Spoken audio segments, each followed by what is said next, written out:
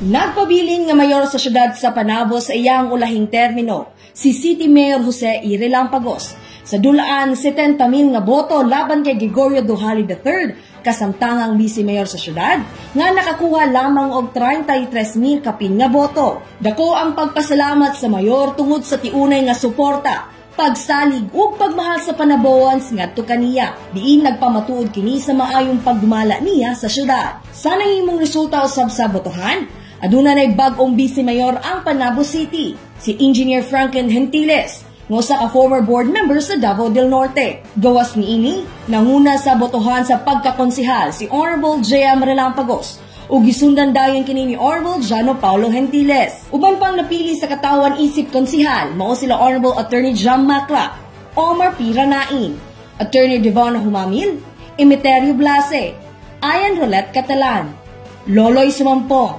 Janet Tanong ug Ronald Ang. Manupa sa katungdanan ang bag-ong naproklama nga mga kandidato karong Hunyo 30, 2025 aron pagasugdan ang ilahang pagserbisyo sa katawan sa Panabo. Kauban sa kamera si Louie Panagsagan ug June Heraldo.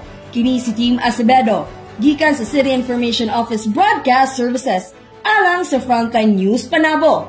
Importante, informed.